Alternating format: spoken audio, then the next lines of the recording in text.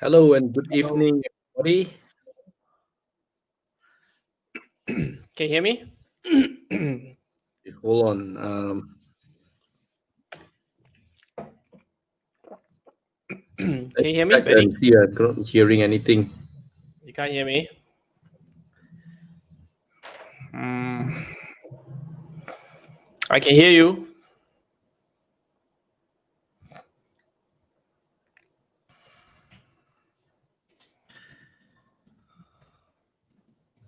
Right? Are you able to hear me, Alvin?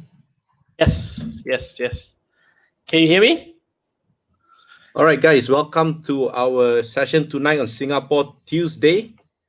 Tonight we have a second session. Actually, we did one 2 weeks ago. We talked about generally uh, the stock on the market outlook for Singapore when we have Jake from CGS CIMB, right? And today we're going to go into more details. And of course, moving forward on Tuesdays, alternate Tuesdays, we will have sessions on Singapore and we have different topics. All right. So tonight, we're going to basically talk about how do you find investment grade stocks in Singapore. And Alvin will basically share with us how do we determine investment grade stocks. And of course, for those who have been following us, we have been talking about investment grade stocks in Malaysia. But this time, we're going to see how we can apply the same principles in Singapore to find investment grade stocks which are unique in Singapore. All right. So basically, Alvin is going to share with us.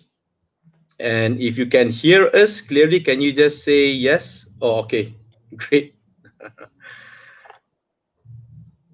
All right. So Alvin has prepared a presentation slide for you guys. We will use that presentation slide as a guide. And if you have any questions at all, please do ask those in the comment section.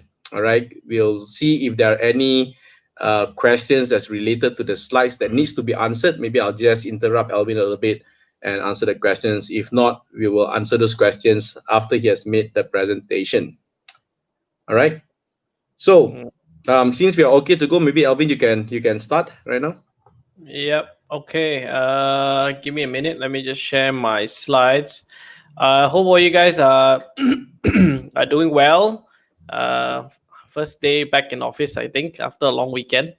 Let me just share my screen. Okay.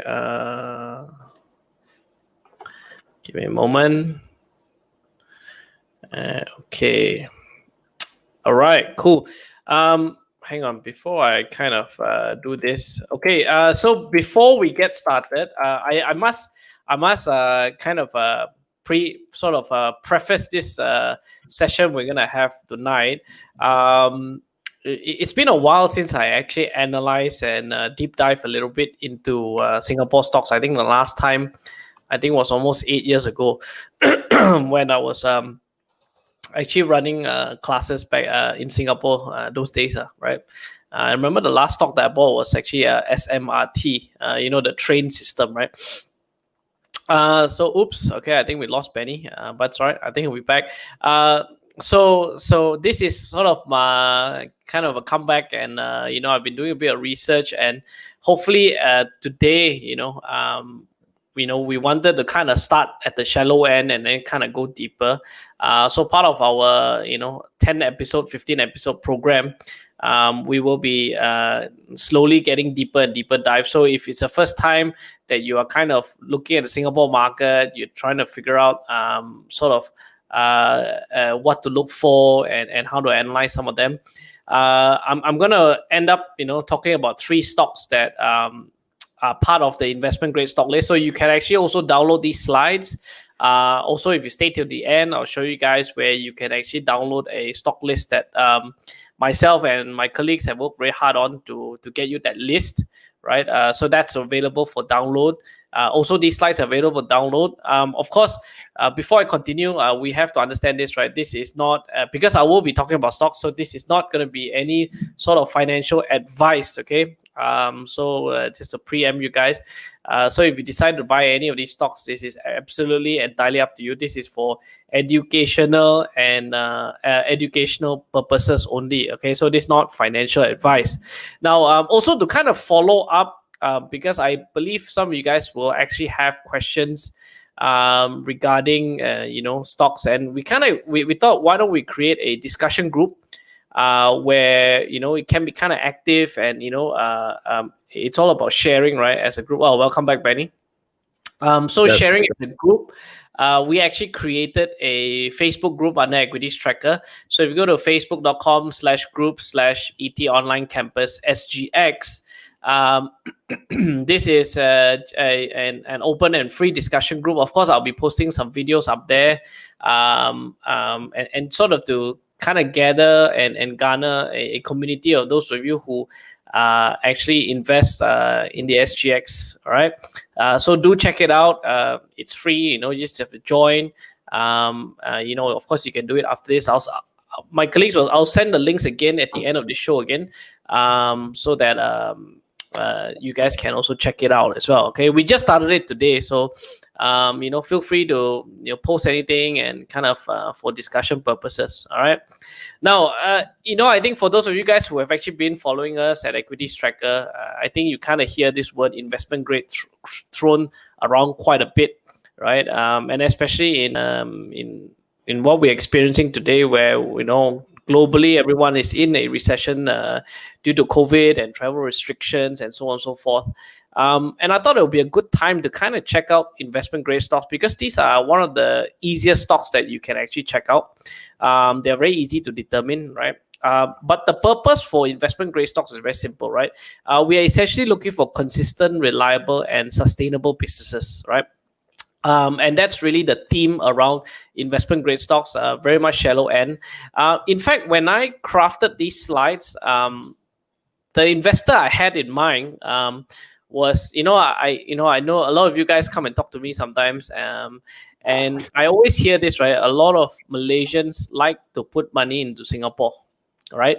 For whatever reasons of course, one of them is a stronger Sing dollar appreciation against the ringgit, right? And rightly so, right?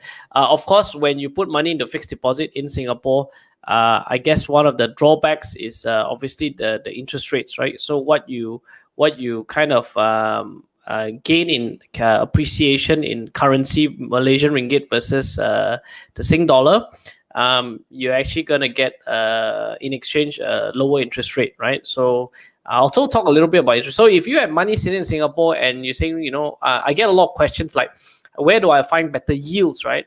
Now, today's segment, because if you look at one of the Singapore market, one of the key points about the SGX is that they have a lot of REITs that are listed there with fairly stable dividend yields, right? So today, actually, I wanted to talk about purely investment grade stocks that actually exclude REITs, right? So we're going to have another segment on REITs altogether. I know some of you guys have been asking us, so I think it'll be a great time to kind of share it as well. But we'll do another segment on that because they have so many more REITs compared to what Malaysia has to offer. Of course, each of them are slightly different, so we need a bit more time to kind of explain the REITs as well. Now, this is really just a rehash and recap into where we are.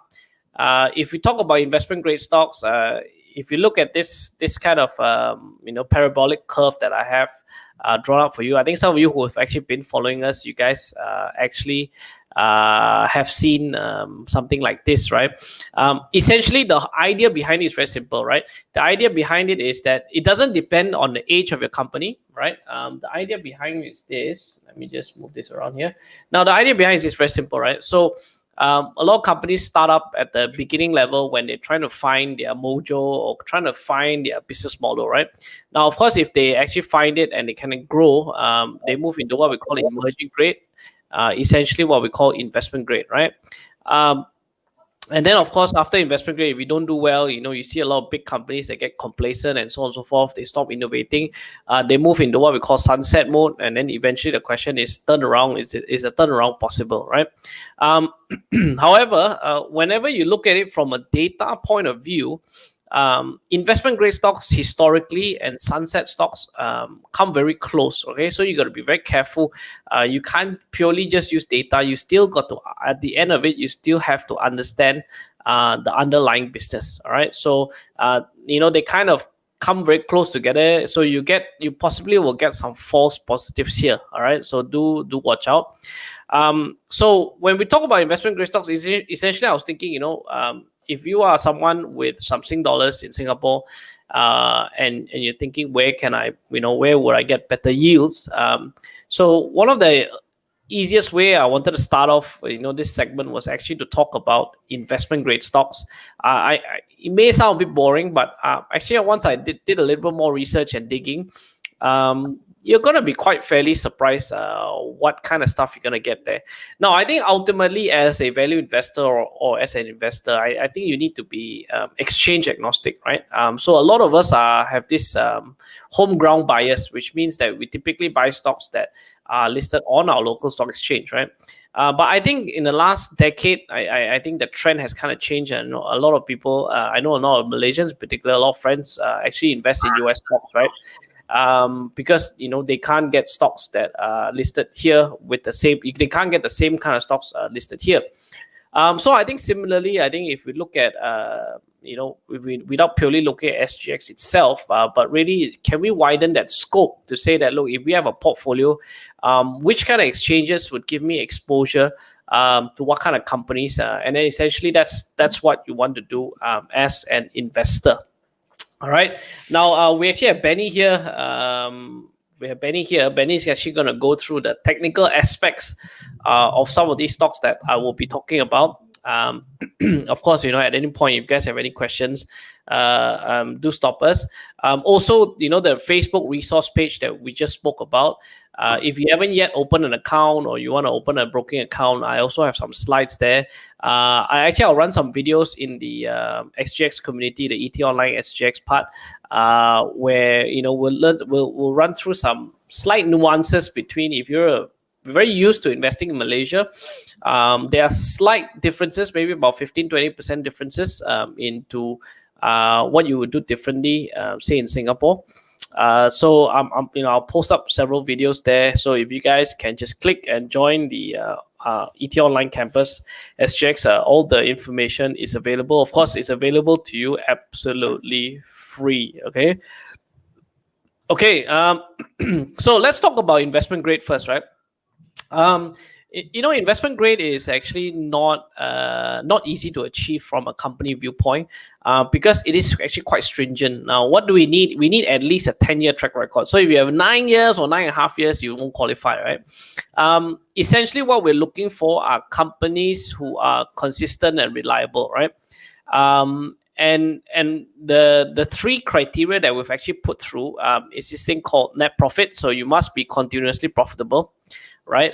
You also must pay dividends as well, right? No matter how big or small, you must pay dividends, because that's really a kind of a good test to see whether the profits that they make are not just purely accounting profits, but they're actually real cash as well.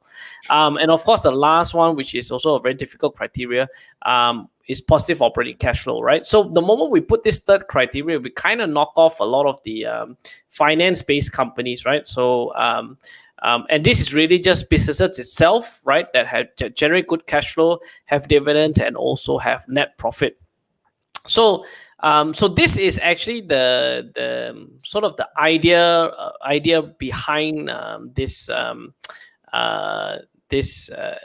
process of why we want to look at some investment grade stocks, right? So let's look at a couple of things, right? So if you had fixed deposit in Singapore, say in the last 10 years, and this is something that I pulled out, you're gonna see that before COVID-19, interest rates were kind of on the rise. But I think most interest rates around the world globally have really, really fallen, right? So the question here is, in a very low interest rate environment, what are you going to be doing with your savings, right?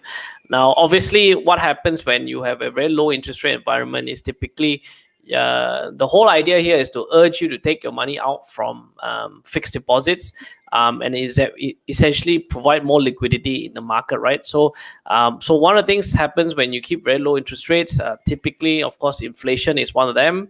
One of the outcomes of them is actually higher inflation. Second outcome, actually, you're going to see higher asset prices, right? So in low interest rates, what also spur you to do is actually also probably increase your borrowings because it's so much cheaper to borrow, right? So you can see that kind of the big spike down in terms of interest rates in Singapore. So, we are kind of close to kind of very low historical rates. In terms of interest rates, it is quite low at the moment, right? So let's look at the market generally. Okay, let's look at it generally, right? So this is actually the STI. So in Malaysia, we call it the FTSE or KLCI, right? Typically, we call it the KLCI, referred to the KLCI, which consists of 30 stocks. In Singapore, they also have 30 stocks. And if you kind of look at where the index is currently, this is stretching from 2020. If you guys can see, I took the snapshot from yesterday, all the way to 2007, 2008. So you can see that big drop in 2007, 2008. We're actually almost at the same levels as we were in 2007, right? So the index has, if you look at it, almost like a straight line. It's been almost 12, 13 years. We actually at the same level, the index, right? So the whole question here is it cheap or expensive ultimately, right? So there's a bit more of a timing, and maybe Benny can give a bit more light into the STI later on in terms of direction as well. Yeah, I guess, but you look at STI and the rest of the other markets, especially emerging markets like Malaysia, Singapore, Thailand, in Indonesia, we have more volatility in those markets, right? Singapore, like you have rightly said, right, from 2009 onwards, you can see that the market is basically moved like a straight line, and but it's above that straight line, so it's a good sign. So basically, I think this is very good, in my opinion, for investors who do not like volatility, right? You see a lot of counters, maybe later, because I've also looked at the charts on some of the counters that we have looked at. You'll see that there's not much volatility. So, of course, that will be good for those who do not like that roller coaster ride that sometimes we see in the Malaysian market itself. So that will be very good for those if you're investing in the long term. And you might think that, the stocks don't move that much, but you have to remember the total returns, right? Which later Alvin will also be mentioning to you guys. So yeah, I think my opinion is, if you want to find something that is really, really stable, maybe the Singapore market is the one that you can look for. Right. So kind of in line with this whole fixed deposit thing, right? If you have money in fixed deposit, right? Yeah. Okay, so what thanks, man. So what I did was I actually kind of did a comparison very quickly, so you guys can have a look, right? So the red index is actually the Malaysian index, and the blue line is actually the Singapore index.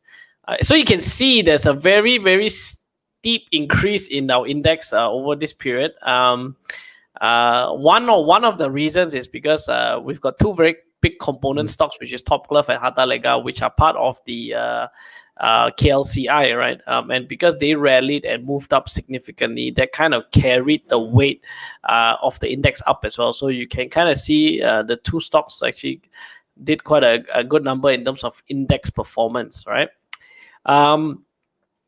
You also have this is Indonesia here, right? So you can see index IDX came up with the IDX 30.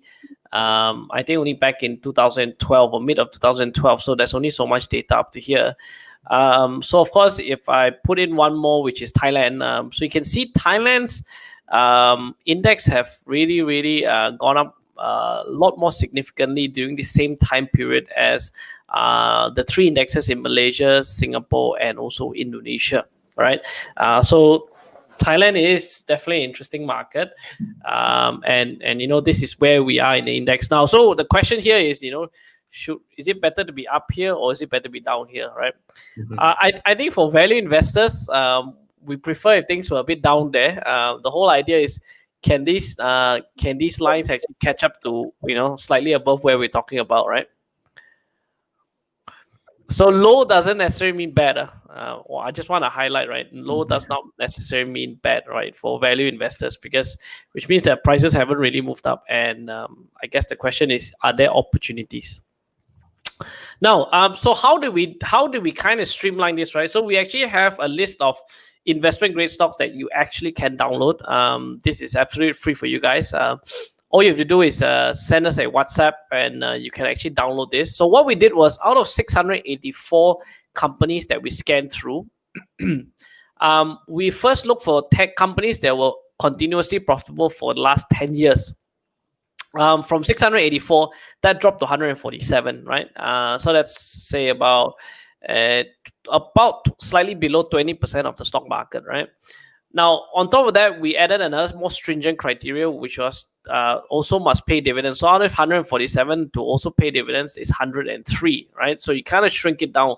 And that's really what we mean by being data-driven investing, right? So we're going to use data to guide us, right? And of course, the last one where I included 10 years of continuously positive operating cash flow, that shrunk by half, right? So there's almost this is slightly a shade below 10% of the total number of stocks that we've scanned. And then we excluded REITs, and then we ended up with 43 stocks. Okay, so if you want the list of 43 stocks that have been continuously profitable for the last 10 years, pay dividends, and also have positive operating cash flow, right? I'll share with you later how you're going to download these some of these items. Of course, these slides are also available for download. You can also join our Facebook group. I'll also upload these slides there as well. All right, so let's see what was in store, right? So what I did was, I remember I did one for the Malaysian market a while back, and this is another one. If you look at this, number one, Riverstone has given you the best return in the last 10 years if you have bought and held this stock. So this is a 10-year compounded return or 10-year return. I think a lot of Malaysians are very familiar with rubber glove stocks. So you got Top Glove, Harta Lega, Kosan, Supermax, right? I think Care Plus as well. There's actually another one listed in Singapore apart from Top Glove. It's actually Riverstone, right? Now, the reason why Top Glove is not in here, because Top Glove hasn't been listed in Singapore more than 10 years, right? So that's why it's not here. But of course, Top Glove has a 10-year profitable dividends and also have cash flow. So what we have here right on top here is actually Riverstone. No surprises here. Their compounded return was actually 31%, right? Now, if we kind of minus that whole COVID and glove situation, you're actually going to see some pretty interesting stuff. There's this company called Micromechanics, right? They're actually in semiconductor sort of space, right? That gave you a 16% compounded return. These are all excluding dividends, by the way. Stratco Corporation, they're actually in tourism-related businesses, right? They own aquariums in China and all these tourist destinations they own in China. Even that in this slide actually has performed pretty well. They still giving you a 14% compounded return, which is very, very decent over the last 10 years, right? And we have this Indian company that is listed in Singapore called Meghamani Organics, right? They are into fertilizers and what we call agrochemical products, right? Then there's a fifth company called Valuetronics. They are an EMS player, a Hong Kong company, but listed on the SGX, right? And then you also have Spindex Industries, which is also kind of in the semiconductor space, but they're in precision engineering. They create tools and parts, right? Also pretty decent return. I'm not sure if you guys can still remember, Old Chunky is a very popular Singaporean tea time snack, right? I think it's about curry puff, and they're famous for a curry puff, right? Yeah. I remember when we go to Singapore, it's always try to look for Old Chunky's curry puffs. They take thick puff and a very crispy and nice. Yeah, I always remember that. Yeah, actually, I'm surprised they also made it to the list. Also 10 years profitable, 10 years paying, and 10 years positive operating cash flow. Compounded return excluding dividends is about 10%, still decent. And then you have this company called Venture Corp. Venture Corp is actually part of the STI index, right? They are also a contract manufacturer, kind of an EMS player as well. And then on number 9, you have, so this is a Singapore company, Venture Corp. Thai Beverage Public Co. Obviously it's a Thai company, but it's listed on the SGX. And on number 10, you have Teck Whye Industrial Corp, right? They're in packaging and labeling. Also very surprised, pretty decent returns, 8% compounded return. All this is excluding dividends. So if you include dividends, the returns are potentially even higher, right? So you kind of get a feel, this is probably just to give an idea. You can get a feel that, I guess, looking at Singapore stocks, not so much just looking at Singapore, but when you're investing in the SGX, you're actually looking beyond Singapore. For some of these companies, they are stretched out around Southeast Asia as well. Right, so they are quite interesting, right? Now, so what I have prepared for you guys, just to get you guys started and familiarize you with stocks listed on the SGX. There's this one company, I thought was very particularly interesting. I know it's a huge company. I don't know how many. If you guys have heard of this company called Thai Bev, right? It's big, right? Can you put yes below if you can get some comments to say yes, I've heard of this company. Just try and get some feedback from you guys. You can put yes below if you have heard of this company. And I guess the big question is, do you guys know what they do or what they are involved in, right? I've heard of Thai Bev as well, but until I kind of dug a bit further, it was quite interesting in terms of what they actually had to offer, right? And this is really just an information sharing session. I've drawn some conclusions for you guys as well, so you guys can check it out. So those of you guys on Facebook, if you can comment below, have you heard of it? Do you know this company well? Just comment below. Right. They are a very, very big stock, yeah, by the way. Okay. So I don't know if are you getting comments? Like quite a lot of people here. A lot of people have heard of it, but do you guys know exactly what? Yes, I can't see it on.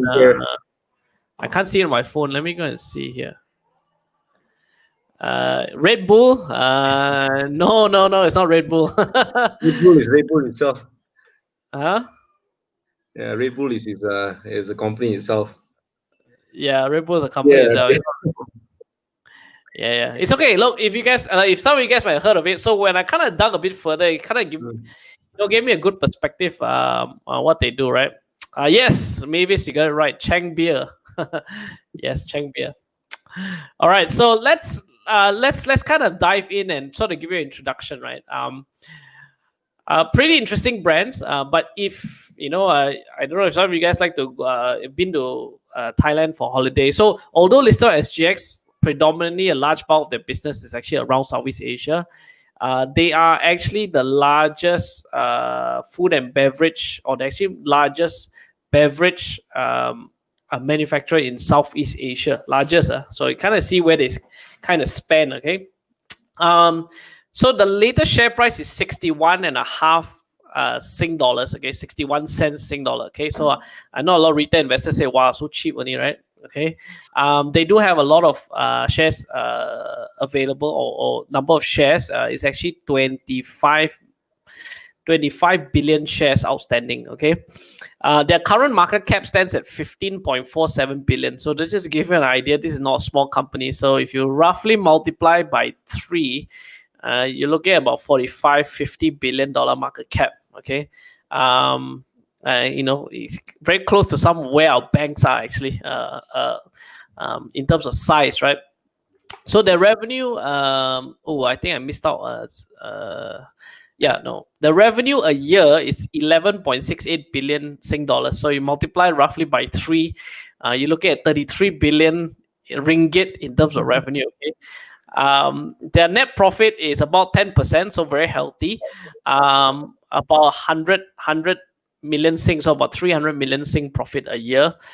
Their cash flow is also pretty strong, about 168 million Sing dollars a year. So if you kind of multiply all these by 3, you're going to see kind of the whole idea of this, if you're not very quick with your maths with Sing dollars, if you kind of just quickly kind of convert it into ringgit, you're going to see they are quite sizable, right? So 30 over billion in sales, 300 to 400 million in net profit every year. In terms of cash flow, last year it was about 500 million in cash flow, right?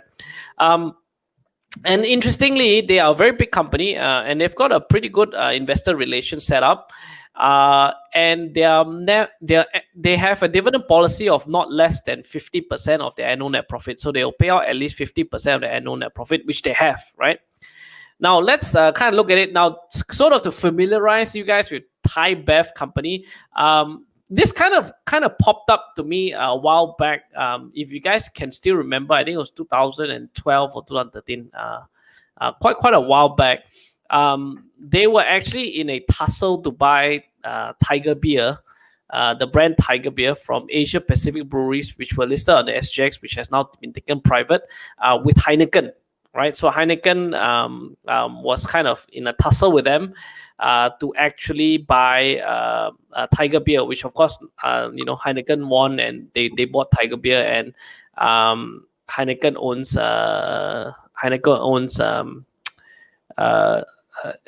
Tiger Beer, right? Okay, Peter, the net profit is 10%, not 1%, because that's 11 billion, right? So it's so it's about 10% net profit margin, which is about there for the food and beverage manufacturers. Yep. Now, so if you're not familiar with the products, I'll just very quickly introduce you guys, right? Okay, Chang Beer. So in Thailand, there are two very big brands of local brewed beer.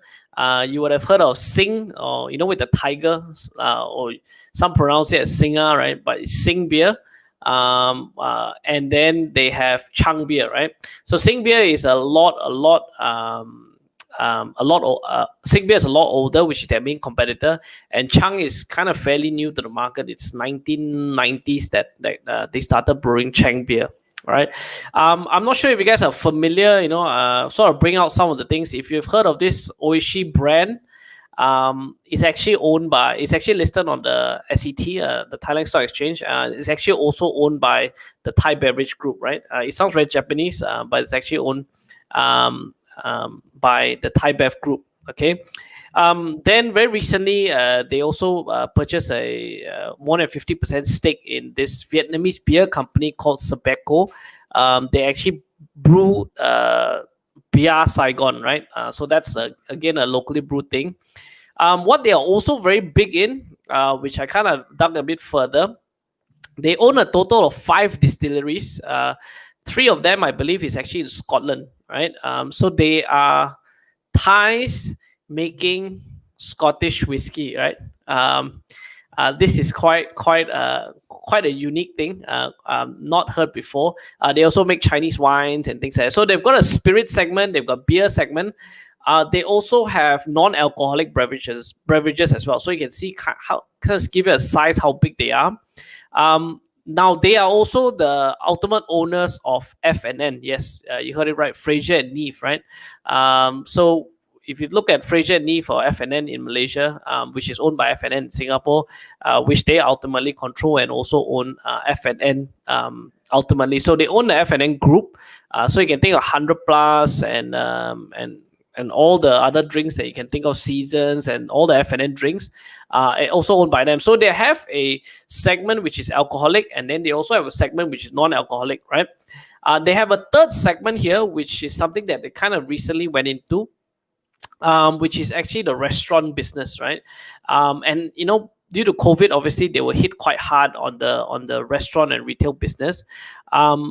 They also last year signed the master franchisee for Thailand for all Starbucks, right? For all of Starbucks in Thailand actually is owned by them. And they also went into KFC. So they own about 250 outlets in KFC back in 2017, right? So you sort of, to give you an idea how big this group actually spans. So if you actually go and download the annual report, when they do company structure, the whole thing is on a like a landscape, and I think they've got something like 300 subsidiaries, right? Big company, right? So just to give you guys an idea, this is what their numbers look like. I can't make this bigger, unfortunately, but you can kind of see that in terms of growth, from 121 billion baht is grown to 270 billion baht as of 2019, right? And if you look at this, the net profit has actually grown also about 2 times, right? Every single year they also pay dividends. I believe the dividend yield now is about 3 to 4%, which in the case for Singapore, this is fairly high because you got to look at your interest rates there as well. All right. Every single year they have a positive operating cash flow, except for a few years where they actually did major investments. They've also got free cash flow every other single year, right?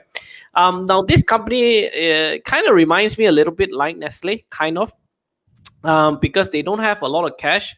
They actually tend to borrow as well, right? So you can see so the 3 companies I'm going to talk about today, they are the only one not in a net cash position, but understandably so, because they generate a lot of cash flow every single year, right?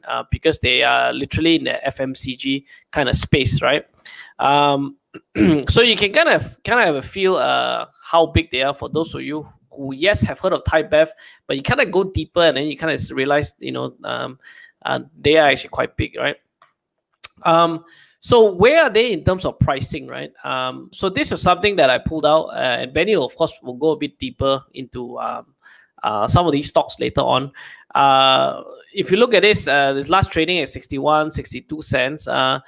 This is pretty much flat. If I draw the straight line, it's back to 2000 and mid 2014 prices. That's essentially where they are at, right? It went as high as 90 over cents, right? But now it's at 60 over cents. Obviously, due to COVID, they have also been affected as well. Now, sort of let's have a look at where they make the money, right? Actually, 45% of their revenue actually comes from beer, and 43% actually comes from spirits, right? Only 6% from food and 6% from non-alcoholic beverage. Now, straight away, it kind of shifts you into a mindset to kind of tell you that, hey, these guys actually make money from 2 very major segments, which is spirits, which is all your hard liquor, your whiskey, and so on and so forth, and then your beer as well, right? And you can kind of see this is their growth. Or I didn't take it, but you can see that there have been growth in their beer in terms of number of million liters that they serve, and non-alcoholic beverages have also gone up, and also their spirits have also gone up as well, right? Now, so this is a good sort of introduction to give you an idea of what they do. Now, one of the things that I kind of, when you want to do analysis on companies like this, so essentially this is to our Muslim viewers out there, this is definitely not halal or probably Sharia compliant, okay? But they make a bulk of their money from spirits and also brewery, right? Now, so one of the things that when you kind of analyze these companies, now with COVID-19, right? What are we gonna expect, right? Are they gonna still be resilient? Are they still actually gonna survive through this, right? Because they are in the food and beverage manufacturing kind of space, right? When you consume beer and spirits, right? The question is, there's 2 places you can typically consume your beer and spirits, right? They call it on-trade and they call it off-trade. This is an industry term, right? So on-trade basically means that you go to a bar, you go to a restaurant, you go to a club, you go to a place outside your home where you get your draft beer or your canned beer and you consume it, right? So that's on-trade. Off-trade is essentially stuff that you can buy at the supermarket, you can buy online, delivered it to you. You can go to convenience stores. Those are known as off-trade. So which means that you take it home to drink it, right? Rather than drinking it on premises. So if you think of it on premises and or off premises, right? So if you guys have any questions here, just chime in and kind of punch it through here. Now, so one of the interesting thing here that I found was that when analyzing this company to see, look, is it going to move forward with COVID-19? What is interesting to hear is that in this region, it is quite interesting how we consume alcohol, right? In this region, if you look at Vietnam and also Malaysia, you can see that darker purple. Vietnam actually consumes most of its alcohol on premise, which means at bars, at clubs, at restaurants, right? Malaysia is also quite close to it, right? We consume most of our alcohol out, not at home. So we don't drink at home, we drink outdoors, right? Thailand is actually the other way around. Thailand actually consumes most of bulk of the alcohol. If you look at Malaysia and Thailand next to each other, you can almost see that the graph is flipped the other way around, right? Most of the alcohol consumption in Thailand is flipped the other way around. So the culture is everyone kind of gathers at home or at parties, and that's really where they consume alcohol, and a big bulk of it, 2/3 of it. The rest of it is actually the rest of it was actually consumed on premise. Okay. Similarly, Indonesia has similar statistics. Everyone drinks at home. Everyone don't drink outside. Okay. And of course, Philippines as well. Most people drink at home versus drinking outside. So Malaysia and Vietnam, we're kind of in the same kind of culture, but Thailand, Indonesia, and Philippines are slightly different. Yeah, so kind of give you an idea where it is, right? So because of this, if you think about it, so actually in terms of COVID, whether they were seriously impacted. Now, what happened was in Thailand in April, the government banned the sale of alcohol for slightly over a month, right? So brewers or people like Thai Bev actually could not produce any alcohol to sell. So whatever there's inventory out there, you could still sell to consume, but they couldn't sell or produce for over a month, right? So I guess one of the earnings calls that they were asked is which how do I say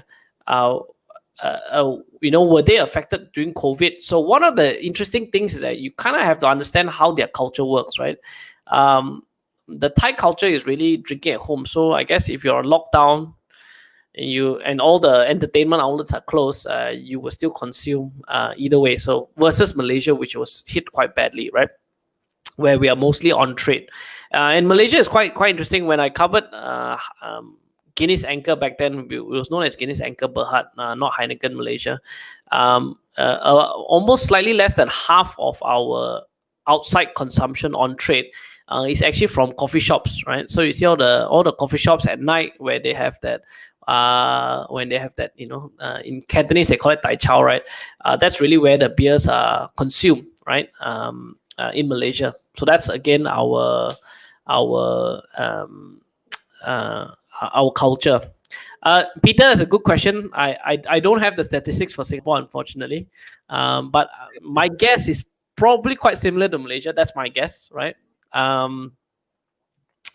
So Alex here, their beer sold in mainly which countries? Okay, so let me sort of go through this to give you an idea. So here is how the beers and breweries are actually or what kind of brands they actually consume on the market share, right? So you can see it's quite interesting. Again, for each different market, you're gonna get very different kind of cultures behind it. So if you look at Vietnam, 64% of the beer that they consume is actually local beer. All right, international is only 26%, right, and others are 10%, right? In Malaysia, on the other hand, is highly skewed, right? It's almost like Philippines as well. In Malaysia, is dominated by literally Heineken and Carlsberg, right? They control 92% market share of international beer. So we drink Carlsberg and Heineken, or Malaysians do, compared to the rest of the world, right? So if you look at Thailand's again flipped the other way around. 91% of their consumption is actually Singer and Chang. That's their beer consumption, right? And of course, if you look at Philippines, which is right on the right hand side, it's actually San Miguel, right? Also their local beer. So that's something that they consume. So every market is slightly different, right? And that's why if you look at Malaysia, you can say either local breweries, if they do pop up, they might stand a good chance. But otherwise, most of it is actually dominated by the big two, right? Carlsberg and Heineken, two big breweries. Yeah, they say drink at home, less accidents. Yeah. That's from Yuan Dong, right? Okay. There's a question from Lisa also. It says Thai has a lot of non-alcohol days. Even bars and restaurants are not allowed to sell during, especially those public holidays. Yeah, Yes, I they think are, also, but sorry. yeah, No, yeah. I mean, of course, in Thailand there's not as much holidays as Malaysia, lah. You know, if it's in Malaysia, I think then then they can't sell so many days, right? yeah. Yeah. Yeah, actually Thailand is quite pretty strict on alcohol. I'm quite surprised. When the king passed away, I think they didn't allow alcohol sales for a long time, right? Yeah, most of their celebrations are mainly religious celebrations. That's why they can't consume alcohol. Their Yeah. holidays. Yeah. Yeah, but quite interesting to see. I would have thought most people would drink outside in Thailand, but it's the other way around. But I guess one of the things is because of the convenience also. Like it's like, everywhere in Thailand, if you go out, even in the housing area, if you go out, you sure see a 7-Eleven. So Yeah. it's Or so family mart. convenient. Yeah, or family mart, right? And Yeah. and you know what? In Thailand, the prices of drinks is actually quite cheap, right? It's almost like the price of supermarket. But in Malaysia, it's the other way around because we always go 7-Eleven is we deem it as expensive, right? But you'll be I mean, if you have been to Thailand, you see how cheap they are actually in 7-Eleven, and sometimes they have discounts there as well. Yeah, it's the tax regime is different, right? Mm. So literally, I guess buying this stock is essentially your gateway or your exposure to Thai consumption of alcohol. And of course, they are growing, but it gives you access into the Thai market, right? So which is quite interesting. This is something that I kind of pulled out. This is in UK. They actually did a study of on trade versus off trade. And you kind of see that the trend from 1980 going on, if you guys can see, is that the pub sales have actually come down, right? And supermarket and all actually have been doing better. So which is in their culture where they do go to pubs to drink, and beer is cheap. It seems like there is a kind of movement to for people to drink at home, right? Off what they call off trade, right? Off trade. Except Malaysia. I mean, Malaysia is quite unique in the sense that most of the alcohol we consume is actually outdoors. So this is something that also came out from Nielsen, where they did recently with COVID studies. They are saying that because of the lockdowns and bars and restaurants not being able to open, will it affect breweries? Absolutely, right? It's going to affect consumption majorly.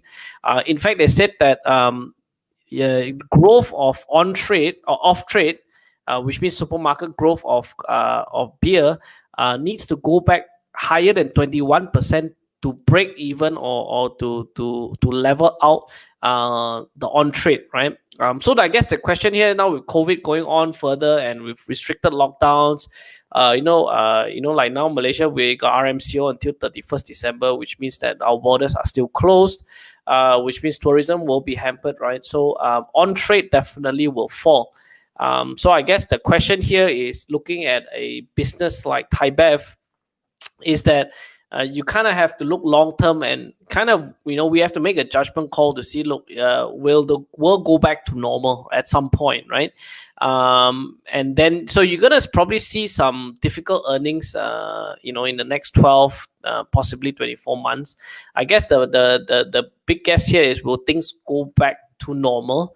And will profits return back to normal, right? So really, that's what it is. Okay. Now, so let's have a look at what they do in terms of ThaiBev, right? So if you look at this, spirits actually on trade is only less than 5% of their sale. Actually, they sell most of their spirits off trade, right? So if you want to see what their exposure is in terms of COVID or what their impact is, I would say, if you look at the numbers, it is quite minimal, right? If you look at this, because if you look at beer as well, on trade is only 20%. Most of it is actually off trade as well. So this is really what where they are, where and how much they sell. So this is from an analyst call that I dialed in and listened to them. So really, just to give an idea, if you want to know how affected they are with COVID, these are some numbers to give you an idea, right? Now, so what is quite interesting about Thai Bev is this, right? So you're gonna see in terms of sales, this is for their first half 2020. For their sales, spirits is about 47% of their sales, and beer is 41%. So if you kind of add it up, you're looking at close to 90%, right? 88% of their sales is beer and spirits, right? 6% from non-alcoholic beverages and 5% from food, right? So 5% is affected. Likely, the beer and spirits are also affected, right? Now, if you look at the earnings before interest, tax, and depreciation and amortization, you're actually seeing something interesting, right? Actually, spirits is where the bulk of their earnings is, right? Not so much beer. And if you kind of look at the spirit segment, actually most of the spirits is actually consumed off trade, which means supermarkets, right? Which means that supermarkets are still open. And here's, check out the net profit. Actually, 88% of their net profit is actually derived from spirits, right? So it's actually not so much a beer company. It's actually a spirits company, right? Thai Bev, if you look at this. And if you look at non-alcoholic beverages and their food, right? So actually they derive a bulk of their net income actually from whiskey and everything else, but they're more better known for Chang and the other brands that they're more well known for, but the bulk of their profits actually come from the spirit segment. So really, that's some of the insights I thought I'll share with you guys, because when we kind of look at Thai Bev, right, it's quite surprising, right? Yeah. I always thought Chang beer. Yeah, it's only 7% of the profits, right? So a bulk of it actually is from their distilleries in Scotland. They have quite a few brands, so you can go browse their website. You can kind of check it out, right? So essentially, Thai Bev is a spirits company. And so this was really post COVID. So I'm trying to answer the question about COVID, right? What's going to happen with COVID, right? And this was their 9-month numbers for 2020, right? Their financial year end is 30th September. So if you kind of look at it, actually the spirit side of things, it's only down 0.5%. That is what they are down, even after COVID, which means they had a lockdown, right? And they couldn't sell alcohol. Beer was impacted. Beer and food was obviously impacted the most, right? And NAB is non-alcoholic beverages. Actually, that went up 0.5%, right, in terms of sales. But you can kind of get you an idea on how badly affected they were, actually, because if they are a spirits company, actually COVID did very, very minimal damage to them. In fact, most of it was at the food and the beer segment, right? So just to give you guys an idea, sort of where they're at, yeah. And here's interesting. So I guess the question here is, I couldn't find any listed spirits company. So the closest I could come to was actually brewery and maybe non-alcoholic beverages, right? Because they are kind of a mix, right? If you look at this, Heineken right now, obviously with COVID, and if you think about Heineken, they bulk of it is beer or draft or Guinness, right? And if you kind of look at their business model, they are very much an on-trade, right? Which means the MCO would have affected them even more, right? Now, I use 2019 numbers to give you guidance, because 2020, most numbers will look pretty bad, right? So if you kind of look at it, Heineken and Carlsberg would be really, really impacted with the MCO, right? And they're still selling at about 20 to 22 times PE. That's their bulk of it. Thai Bev, which is a spirits company, which was not really affected from the MCO, because most of their money most of their profits actually come from spirits, is actually 13.5 times, right? Now, I kind of, yeah, you're right. Actually, I missed out F&N Singapore here. But because Thai Bev actually owns, or the owner actually owns F&N Singapore, and indirectly also own F&N Malaysia as well. But they are also trading at 20 over times, right? So although it's a very, very big cap company, it's quite interesting that they are selling at about 13 times PE for a spirits company with very high recurring income. And I think in terms of cash flow wise, they are selling below 10 times, right? If I kind of compare to guys like Nestle here or something like that, of course they are very different. Nestle is selling at 50 times their PE, right? 50 times what they earned last year as well. So just to kind of give you guys an idea what they are, but the size of it, if you look at it, Heineken Malaysia is 6 billion, Carlsberg is also 6 billion. Thai Bev is 47 billion in terms of size, right? So they are multiple folds bigger, and of course F&N is 11 billion, right? So I just wanted to kind of give you guys kind of an introduction and get a brief of what some of these stocks you have in Singapore. Of course, this is not a very deep analysis, but I hope it's enough to give you an idea of flavor of some of these companies that are listed on the SGX. Now, who owns this company? Actually, I can't pronounce his name, but I think Chauron, right? Chauron, right? But you kind of Google it. But it's a family-run business. It's owned by a billionaire Thai. Him and his wife are the largest shareholders, and his son is actually the CEO. He's a chairman. If you kind of look at the kind of the base of shareholding, they have about 13,000 shareholders, but essentially the family owns, I think, 67% of the company, effectively, right? And they own almost 80+% or all the voting shares of F&N. So it's quite an interesting business that they're in. Now, in terms of growth, I can see that they are actually quite aggressively acquiring breweries as well, right? So they are definitely in for the long term. So you're going to see that their most recent numbers was actually where they actually bought a company called Sabeco, which is 50%. It's a local brewer, they have some write downs. Obviously, they are also affected in Vietnam as well. Vietnam, ironically, has implemented very harsh drink driving, a bit like Malaysia, kind of compounds, right? So that has actually affected their sales as well. But you can see this Thai Bev as a company is not just Thailand. It is actually Southeast Asia through their non-alcoholic beverages, which is Malaysia, Singapore, and then you have Thailand, obviously. They're also into Myanmar as well. They're in Myanmar, and they are now also in Thailand. So I guess they are probably missing Indonesia to kind of the whole jigsaw puzzle, right? But it is a quite a sprawling empire that they built, right? All that for a PE of 13.5 times. Okay. All right. That took a bit longer than expected, but I just thought I'd give you guys a flavor. There are two companies that I thought was quite interesting, was part of the top 10 as well. And this company is called Venture Corp. It's actually a technology play, right?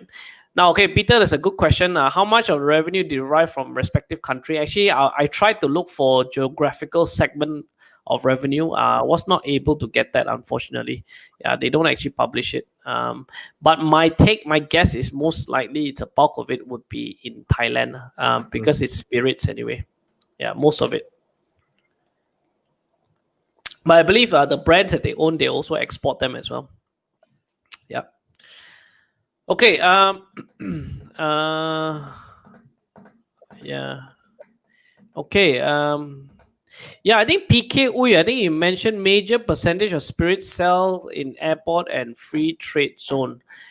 Actually, I also saw that. Actually, the impact. That's a good point. I think duty free kind of. I think it's like, if not mistaken, it's single digit percentage of the spirits of the total volume of spirits that they sell. It's single digit actually. I was also quite surprised. Yeah. Yeah, so you can kind of Google it and you'll find it as well, but I didn't put it in there. Okay. Now, Venture 2, so this is called Venture Corp. Again, if you guys have heard of this company, just comment below. I'm just curious to see how many of you guys have actually heard of this company called Venture Corp. They are again quite big in size. Of course, this is an educational segment, right? So I just want to, so those of you who haven't heard about it, I'll just give you a very quick brief down. And the whole idea here is that to kind of have this discussion, right? So if you guys have not heard, or have you heard of this company called Venture Corp, right? Put yes or no in the comment section below. Yeah.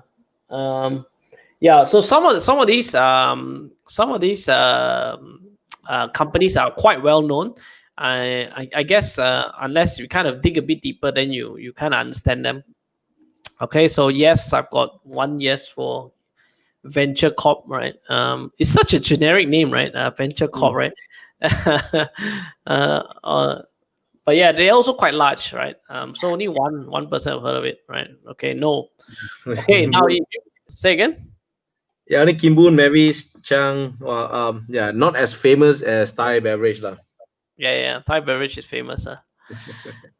Now, Venture Corp. For those of you who are in the tech space, you love semiconductor stocks, right? And you're kind of tired of the local flavors that we already have. I thought this is an interesting one as well. Okay, so this is an interesting one that's listed on the SGX. Okay, yes, I think some of you guys have heard of it. I guess how many of you guys have kind of deep dive into exactly what they do, right? Now the problem with some of these tech guys, it's very, very, very difficult to actually find out who their end customer is. It's kind of difficult because they are all bound by NDAs. They're not supposed to say, right? So it's very hard to kind of find that story. So you got to do quite a bit of digging to find. The third company I was trying very hard to find, but I couldn't. But I thought these were some of the investment grade stocks that kind of appeared, and I thought I want to just quickly talk about it to introduce it to you guys, right? Okay, so yes, no. Okay, a couple yes, heard of. Okay, so let's talk about Venture Corp. Now Venture Corp, the share price is very different from Thai Bev with 60 over cents. This is 20 ringgit, right? 20 Sing dollars, okay?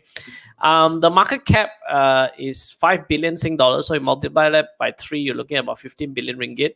Annual revenue of about 3 billion Sing dollars and about 363 million in profit. So about 10%, right? So for an EMS player, 10% is actually very, very decent for net profit for EMS. Where you are actually looking at sub 5% kind of numbers that you get typically, right? Now, what makes this company so interesting? I'm going to share with you, okay? So again, they were 2.6 billion 10 years ago. Now they are 3.6 billion. Profit was 188 million 10 years ago. Now it's 363 million, okay? So if you kind of like the Inari, you kind of like the Uchitech, you kind of like the Globetronics, you kind of like MPI, you kind of like those Unisem companies. This is kind of a combination of, okay? So the cash flow is also fantastic, right? It's 200 million. It's fairly strong. Now, what is interesting about this company is this, right? They actually have no debt, right? They have very, very bulked up in cash. And this is why I guess it's quite interesting to talk about it because due to COVID, right? The question is, are they able to weather the storm? So they have about 700 million in cash, Sing dollars in cash, to actually help them weather through a storm. And they actually have almost no debt, like negligible debt of $1 million in short-term loans, right? So this is a company that has consistent cash flow, net profit, and they have no debt and a lot of cash, right? So if you heard of Venture Corp, now what is interesting, right? So you actually go through their annual report, they list down all the properties they own, right? So you kind of get a feel when you kind of look at this company is that this is their Singapore office, right? Which I think they have something small manufacturing facility there, right? Not very big. The bulk of all their factories are actually all in Malaysia. So this is a Malaysian company. I would say it's a Malaysian company, but a large bulk of their operations are actually in Malaysia. actually in Johor and in Penang, right? So some of you mentioned they have a factory in Penang. Yes, they do. They actually have 1, 2, 3 factories in Penang and probably about 10 in Johor Bahru. So it is quite sizable. They also have something very small in China and US. I look at it, it's probably just a design or sales office they actually have, right? So the bulk of it is design, and the sales office is actually in Singapore and the US. The bulk of their manufacturing is actually in Malaysia. So I guess if they were listed in Malaysia, then you can compare them with all the local ones. But if you kind of missed out on our semiconductor, this is another one literally right across the border. So this is actually their share price. They've actually rebounded quite nicely after the March sell down. They were actually at $12, $13. They are now slightly about $20, right? That's really where they are, about $5 billion. So if you like the technology play with strong balance sheet and very consistent earnings and revenue, you may want to check them out. Okay, do a bit more research. Yeah, they are very big in size.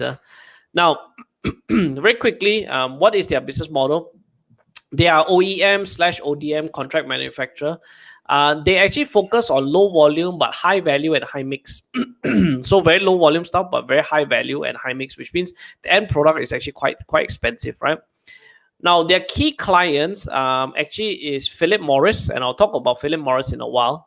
Illumina, Agilent, and Keysight, right? So Keysight and Agilent actually used to be the same company. They were just spun off, and they became two, right? So they actually, in 2013 or 14, when they spun off, I think there was a lot of reports that were writing whether they will lose them as customers. No, actually, they still retain them. They actually have over 100 clients, so they actually have quite a diversified revenue base, which is not heavily skewed onto one customer, right? Here's interesting. They employ 12,000 people. 82% of them are actually in Malaysia, right? So I guess this is the EMS company that Malaysia almost had but didn't have. Okay, but it's essentially, if you are in the EMS or sort of a tech sector, then venture is something that you may want to check out. They have been very consistent in paying dividends since 1992. They paid out over 2 billion in dividends since 1992, right? So just to give an idea, the profile of the company, they actually do pay dividends, right? Now they are actually in a wide array of things. There's no one thing they're actually very particular, just specialized in. Basically, they are the growth ones are they're looking at is actually life sciences and genomics, right? Which talks about for cancer applications and so on and so forth. For research, they build those devices, right? Medical devices, right? They also do healthcare, wellness technology, lifestyle technology, health improvement, and so on and so forth. So there is quite a lot of it, right? But one of the ones that actually kind of stick out, right, is actually this thing called IQOS, right? I don't know, for the smokers out there who are trying to quit smoking, or you're a non-smoker, you kind of see people move from vapes to these little cartridges where they call them heat sticks, right? So that they don't burn and there's no tar, right? PMI stands for Philip Morris International, right? And of course, one of the things that's key about this company is that it's in a net cash position. Now, if you've not seen this, you probably would have seen some of these stores. Now, understand that they don't own any of these stores. I'm just giving you an idea what they look like. They almost look like Apple stores, right? So IQOS is actually a smoker's device, right? It's actually for smokers, right? So here, so if you look at this here, if you're not sure what they look like, okay, so this is their end customer. They actually make this, right? So if you kind of like this trend, I know we are kind of very sinful talking about smoking. After we talk about drinking, then we talk about smoking, right? But this is not by design. Again, I just thought they had very interesting stories. They are the manufacturers of IQOS. You see this device here that they do, right? So I believe there's only two in the world that actually two large manufacturers in the world, two players that actually do this. And this is almost a little bit like an iPhone, because they first started the iCOS, then they had the iCOS 2.0, then they had the iCOS 2.4, then recently they launched the iCOS 3.0, and then now they have the iCOS Duo, right? And then next they are launching the iCOS Mesh, right, which is a vape based smoking device, right? So instead of just cigarette, which these are heat sticks, they're also launching iCOS Mesh, right? Actually, each of these devices actually have to be lodged with the FDA to get approval from them, right? Which is what Philip Morris does. So if you this is what the Mesh looks like. It's not really out yet. I think they've been trialing it since 2018, but it's not generally available yet. So I guess the idea is, if you like the story behind iCOS and the growth of it, this stock will give you exposure to this device essentially, right? So actually, this is actually from Philip Morris. As you all know, Philip Morris is a tobacco company. If you're going to do some Googling of Philip Morris, you're going to find that their vision is actually to stop people smoking, right? I know it sounds funny, but that's their vision, a world that is smokeless, right? And where they are pushing very hard is essentially things like iCOS, right? Which is part of their vision to move people away from traditional tobacco because of all the health issues that people have. And if you kind of have a look, this is actually the trend for iCOS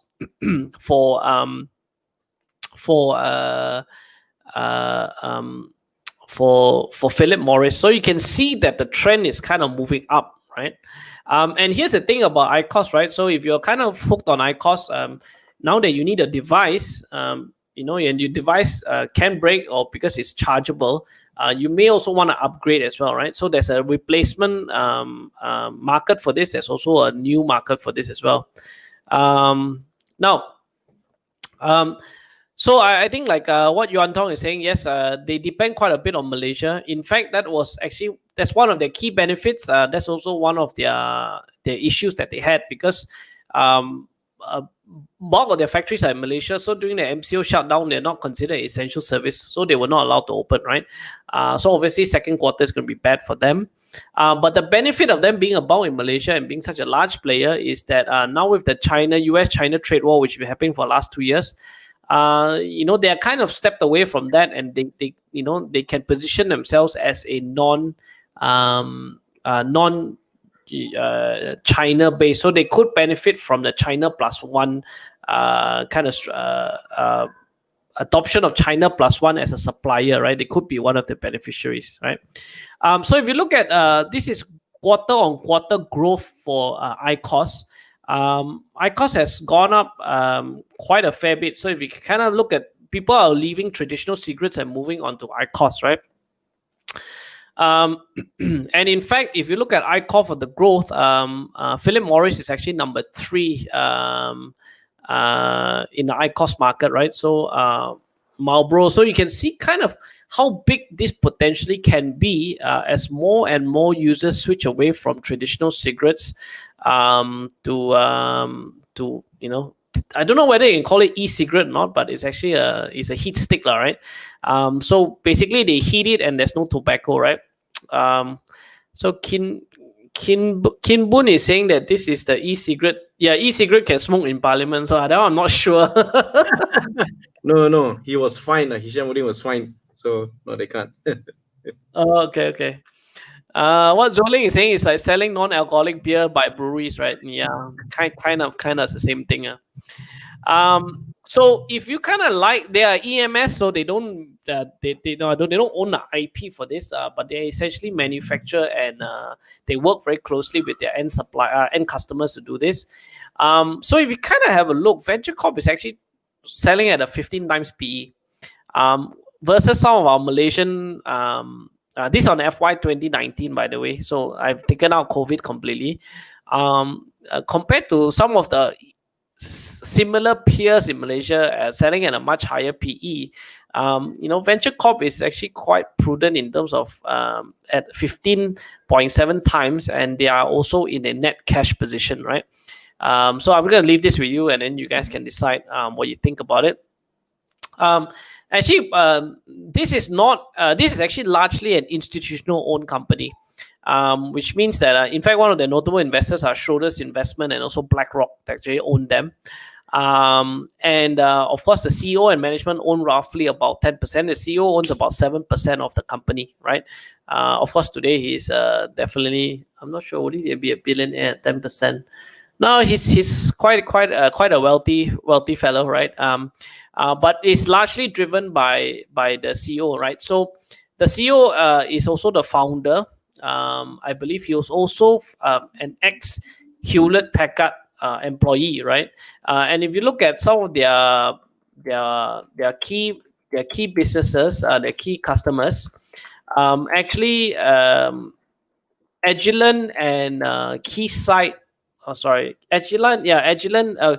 Keysight used to be part of HP, right?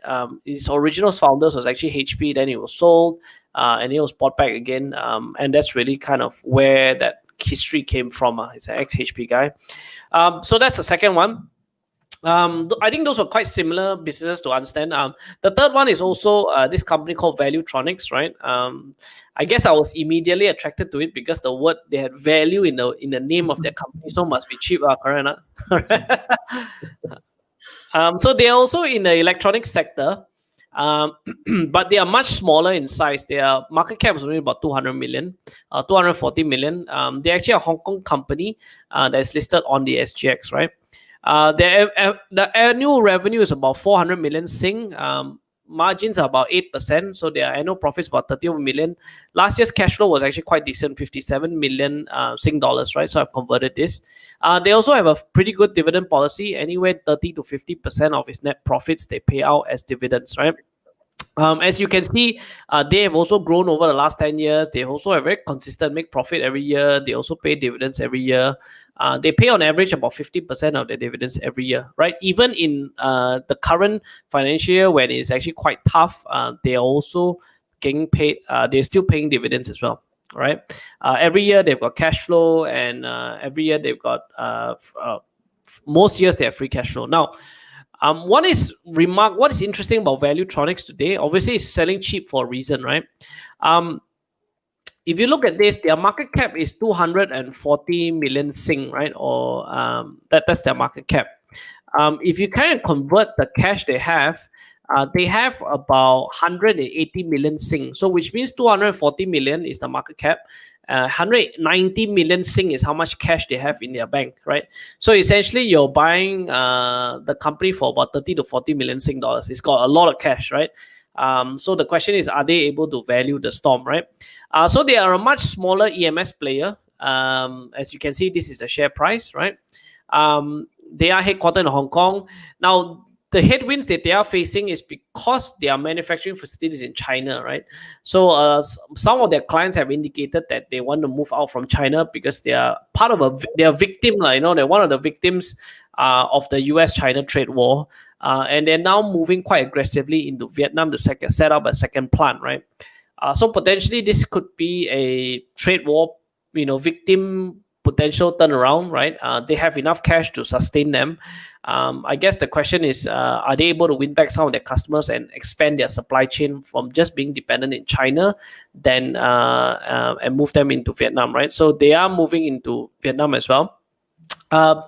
They are in two very distinct categories, either consumer electronics, right, which is something that they make very little profit on. And what they make a lot more profit on is industrial and commercial products, right, which is the bulk of their profit, which is here, right? If you look at it, 2/3 of their profit actually come from ICE, industrial and commercial electronics, right? Yeah, so maybe over to you, Benny. You want to kind of run through the the charts, and then I'll come back again. Yeah. Okay. I mean, but looking at the two charts, I think you can go to investing.com. What's interesting is because if you look at some of the charts, I'm just going to show you one by one. I'm going to take a look at Thai beverage first, right? So if you look at Thai beverage, you can see that the prices are below its moving averages. But what's interesting is, and of course, it's been trading at a multi-year lows. Of course, for those who are looking for value, price divergence. I think it basically the price that we see it moving in the past 1 month has found quite good support at around 60 cents. And if it can go above 65 cents, that will show renewed interest. But the good thing is when the market is quiet, that's when normally not many actually people look at the counters, and this is when we should be looking at it, right? So it has actually found support after pulling back quite significantly in the past 1 month, all right? So now it's finding support at about 60 cents. It's trading about 61 cents right now. It should be continuing trading sideways unless if it can break above 65 cents, then we may see it going back above the moving average. But if you look at the longer term, you can see that the average line, the blue line that you see on the chart there, the light blue line, it's where the price should be. So any price, anytime when the price is below that blue line, it is considered oversold, technically, right?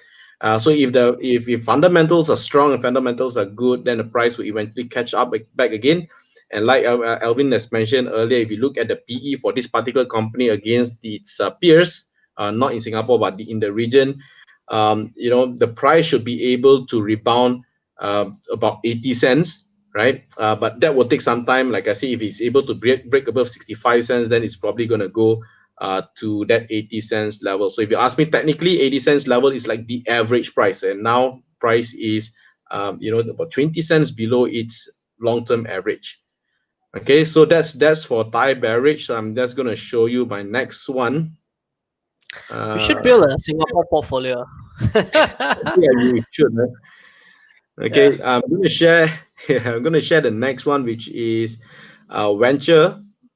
Yep. Okay, remember Venture is the one that sells or provide that components for ICOS and it's a semicon, right? So now the thing about venture capital, like most of the semiconductor stocks as well, even in Malaysia, prices has all gone up, and right now you can see that price is almost slightly overbought in the short term, right? It's because it has rallied and has not come down. It's not like the stocks that we see earlier. So for this particular counter, price is overbought. So if you want to look for an opportunity, maybe at a lower price, you may want to wait for it to pull back a little bit, right? And the average price over the long term, okay, if you see how the price move actually sideways for quite some time, right, over the 2 years period, will be around $18. So right now it's $19.90. So if the price pulls back to, let's say, about $18, I think that will be a good price to look at lah. Okay, but right now we are seeing it starting to pull back for a correction because it is quite slightly overbought, right? The RSI indicator is now above 80 and it's now pulling back as well. So we may expect a correction for this particular counter to around $18. Sorry. All right. Okay, I'm just going to go to the last one, which is Valuetronics. All right. Let me get to Valuetronics. Okay, so Valuetronics is almost similar like Thai beverage is trading below the average. And if I were to look at the average over the past 2 years, the average should be around 69 cents, right? And the price is now trading at 55.5 cents. Also, it is quite low. And if you want to wait for the price to go back to its value, of course, it's going to take some time. But at current price, I think it is, technically it's also slightly oversold, not really, really oversold. But of course, the price is quite attractive now because average price is around 65 cents, okay, or 70 cents. So right now the price is 55.5 cents. So I think if you ask me in terms of pricing, if you are going for the long term, Valuetronics and Thai beverage provide better opportunities. Valuetronics, there is opportunity, but you probably have to wait for the price to pull back. All right, so that's my technical view on these three counters. All right. All right. Cool. Okay, now I know. Okay, so I think you guys, you have any questions, you can continue to type your questions in there. Let me just we're gonna basically share with you also how to edit down the slides for today, right? So maybe Alvin will show you or guide you. Actually, to download the slides, what we want you guys to do is either you WhatsApp us at 603-8408-2070. The same number. I hope you guys have already saved it. And then you can click on the freebies for Singapore stocks, and then actually you can download it. From there, that's where you're going to get the investment grade stock list as well. Okay. Now, actually, SGX have a couple of good resources as well. You guys should go and check it out. You can go and download. SGX here has a mobile app. They actually have a couple of things. They have got a channel on Telegram where they actually post up certain updates as well. So you can actually join that absolutely for free, and you can just scan it here. You could also check out some of their resources they actually have, because they are quite retail friendly. So you can check out the links of investor resources or the analyst research here, or you could also download the mobile app as well, right? So it's sort of, it's all free, and if you're just starting and you look at the SGX market, one of those things that you want to kind of slowly familiarize yourself with, right? Of course, I hope these sessions are useful for you guys as well. Kind of really shortcut that learning process, and if you guys like this format, do let me know. Then every segment like this, we can feature a couple of 2 or 3 stocks to give you a gist of exactly what they do, right? Yeah. Please really go to SGX website, resources website, because there are really plenty of resources there. Really, you have to go and you guys have to check it out. And they have an app, right? So just get an app on your Android, right? Do they have an iPhone as well? I think iPhone also they have. Yeah, App Store, yes, they have. Yeah, App Store and Google Play, right? Also, just download and you'll be able to learn a lot more about Singapore as well. Yeah. Now, okay, so I know some of you guys are asking about broking accounts. Now, the online guys, like purely online, and I don't think you have to send fax or I mean fax. What am I talking about, right? Someone asked me about fax the other day. I don't know why, but you can go and check out these 2 guys. One is Philips Securities. The other one is Tiger Brokers. They are quite new. Again, you can just scan your QR code here. Then you can just click on poems.com.sg. You can go to them, or Tiger Brokers. Now, understand we're not getting paid to promote anyone here. Okay, I just want to highlight to you, right? We are neutral. Okay, neutral. So you guys decide who you want to pick. Okay, there's no commission, nothing. You get nothing out from this. I'm just pointing you guys to places where you want to speak to your brokers. Now, these are online brokers in Singapore. You could also reach out to your Malaysian brokers, right? So we've actually even crafted out this slide, who you can call, which website you can go to, what you can scan, to how to set up your Singapore trading account. So you can also do it through a Malaysian broker. Of course, it's going to be slightly more expensive, but that will still give you access. Okay, so this is for Malaysian brokers Singapore. These are online brokers in Singapore. Okay. What I'll do is, if you guys join the Facebook group, our ET online campus for SGX, I'll actually be posting some videos or on brokers that kind of like a review like that. I'll be posting, and of course some of the e-learning materials are also posted up there. So if there's any nuances, difference between Malaysia and Singapore, that's where we're going to be posting up, right? So please go and join facebook.com groups, ET Online Campus SGX, right? Now, I know some of you are asking, can you have access to Singapore ET, right? Look, it's still very rough at this point in time because it's been a while since we've upgraded it. So give us some time where we will actually upgrade it, and then you guys will definitely get access to it. You'll probably for a small subscription fee, well worth the money, right? If you want to be data driven, right? But just give us some time. We can definitely hook you guys up with Singapore data for the SGX as well. All right. I think that's it, right? Is there anything else? Yeah. So if you guys like this segment, please post it here. Now, I guess some questions about broking and transaction charge and all. What I'll do is I'm going to try and get some brokers onto the online group as well. So if you guys post questions there, I hope they also can answer you guys there as well, right? So we're going to try our best, try to set up a community. So just join, it's for free. If you have any questions regarding the SGX community or any questions regarding investing in SGX, what just brought up the idea was maybe an SGX portfolio would be an interesting one that we could also run as well, just to see where we go with some of these stocks that we're picking, right? Actually, I look at SGX stocks as very much an extension to our existing portfolios only, because if I'm going to invest in food and beverage and long term, right, it doesn't have to be just in Malaysia; it could be anywhere as well. Right. Look, I hope you guys found this useful. I think that's it from myself. Benny, do you have any comments you want to add? Yeah, I think it'd be useful if someone, someone can actually post the WhatsApp number so that these guys can actually click or WhatsApp us at the number. Here's a few of them asking what's the WhatsApp number. There you go. So guys, it's 603-8408-2070. All right.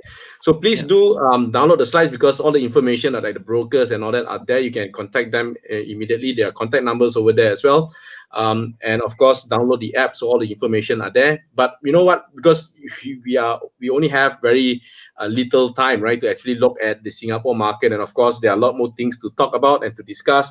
Please do join us on our ET Online Campus SGX, because that's where we will post information from time to time. All right, and we hope that we are able to get, like Alvin said, the participation from brokers as well to answer your queries on trading, opening accounts, and so on and so forth. All right, so yeah, thank you guys so much for joining us tonight. I hope this session would be beneficial for you, as it has been beneficial for me as well. All right, and we really look forward to do more research on the Singapore market, because really, right, I mean, you got companies that are Malaysian based technically, but it's listed in Singapore. There are quite a number of opportunities in Singapore that we have not discovered, right? So right now, I think it's a good time to discover them if you want to look for opportunities which is unique to Singapore, right? So for example, like Thai beverage. Okay, I don't know, but today maybe you explained Thai beverage so much, I was thinking about Thai beverage right now. Yeah. So yeah, thank you very much for joining us. Please do share this session, although it is live session, but it's being recorded. Please do share it on your Facebook so that the others or your friends who are interested in the Singapore market will be able to access them as well. And in every Tuesday, alternate Tuesdays, we'll be having a session on the SGX. Okay, we call it Singapore Tuesday. So I hope that you can join us soon in the next event, SGX Tuesday. But remember, we do have online sessions every night at 8 p.m. So tomorrow we have a Mandarin session, so do join us in our Mandarin session as well. All right. For information, just log on to our Facebook page. Do like our Facebook page and follow us, and also our YouTube channel, so that you get the updates, all right, or announcements whenever we go live. All right. So till then, Alvin, you have anything else to say? Nope, that's all. Thank you very much, everyone, for tuning in. See you guys at the next Singapore Tuesday. All right. Thank you very much, and have a good night. Okay, good night. Bye-bye.